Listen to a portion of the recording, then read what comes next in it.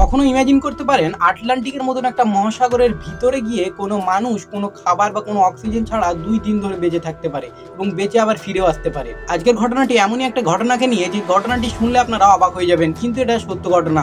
সমুদ্রের 80% জায়গা এমন যেগুলো মানুষ এখনো পর্যন্ত আবিষ্কার করতে পারেনি আর আবিষ্কার করতেও পারবে না, আর সেখানে মানুষ কোনোদিন যেতে চায়ও নি আর যেতে পারবেও না। কিন্তু আজ পর্যন্ত যত জাহাজ বা যত এরোপ্লেন এই সমুদ্রের ভিতরে গেছে বা সমুদ্রে অ্যাক্সিডেন্ট হয়েছে তাদের কিন্তু লাশও পাওয়া যায়নি। এই সমুদ্র এতটাই ডেঞ্জারাস। কিন্তু আজকে আমরা যাকে নিয়ে কথা বলবো সে এই সমুদ্রের ভিতরে গিয়ে 2 দিন কোনো খাবার ছাড়া বা কোনো অক্সিজেন ছাড়াই বেঁচে ফিরে এসেছে। কিন্তু তার আগে ভিডিওটিকে লাইক করে চ্যানেলটিকে অবশ্যই সাবস্ক্রাইব করে নেবেন। তো কাহিনীর হিরো হলো হ্যারিসন। হ্যারিসনের বাড়ি নাইজেরিয়া। হ্যারিসন একটা টাক বোটে কাজ করতো। টাক বোটে মূলত সে রান্নার কাজ করতো।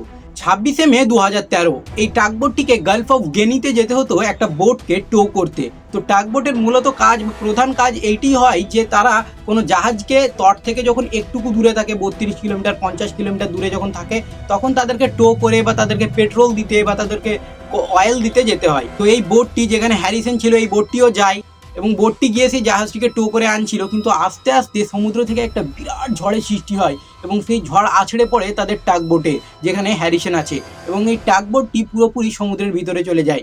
এই ডুবন্ত জাহাজের প্রত্যেকটি কেবিন লক ছিল, কারণ তাদেরকে সমুদ্রের ডাকাতদের হাত থেকে বেঁচে রাখার জন্য বা বেঁচে থাকার জন্য তাদেরকে প্রত্যেকটা কেবিন লক রাখতে হতো। তাই সেই কেবিনে জল ঢুকে প্রত্যেক সদস্যই মারা গেছিল। কিন্তু ঝড় আছড়ে পড়ার কিছুক্ষণ আগেই হ্যারিসন গেছিল বাথরুমে, এবং বাথরুমে হ্যারিসন শুধুমাত্র জাঙ্গিয়া পড়েছিল। এবং যখনই ঝড়টি আছড়ে পড়ে হ্যারিসনের মাথা লাগে পুরো বাথরুমের ছাদে, এবং বাথরুমের ছাদ থেকে নিচে আবার বাথরুমের গেটে লাগে।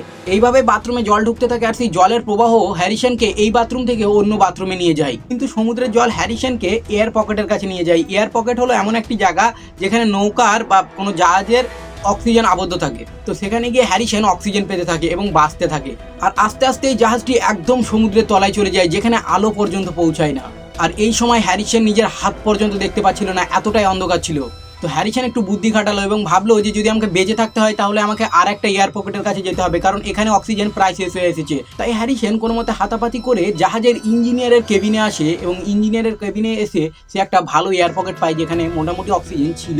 আর কিছু হাতাপাতি করে সে কিছু ক্যানের বোতল পায় যেগুলো সে খায়, এবং একটা ম্যাট্রেস পায় যেখানে সে শুয়ে থাকে এবং নিজেকে জলের থেকে বাইরে রাখে। আর এমন সময় হ্যারিসন প্রায় বাঁচার হোপ ছেড়েই দিয়েছিল, আর 2 ঘন্টা মতো ছিল তার অক্সিজেন শেষ হতে।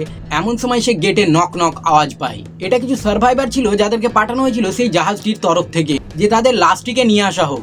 কিন্তু তারাও জানতো না যে সমুদ্রের গভীর তলে কেউ বেঁচে থাকতে পারে। হ্যারিসনকে দেখে তারা খুবই খুশি হয় এবং তারা একটা বেল টানে বা প্রেশার বেল টানে যাতে হ্যারিসনকে ভরে আস্তে তুলানো হয়। এবং হ্যারিসনকে যখন তুলানো হয় আস্তে আস্তে হ্যারিসন ঠিক হয়, কিন্তু হ্যারিসন একটা প্রতিজ্ঞা করে নেয় যে সে আর সমুদ্রে কোনো দিন ফিরে যাবে না। So that was the incident, and make sure to subscribe this channel, like this video, আর কেমন লাগলো কমেন্টে বলো। আর হ্যাঁ, অনেক ভালো ভালো ভিডিও আমি বানাই, একবার চ্যানেলে গিয়ে দেখো।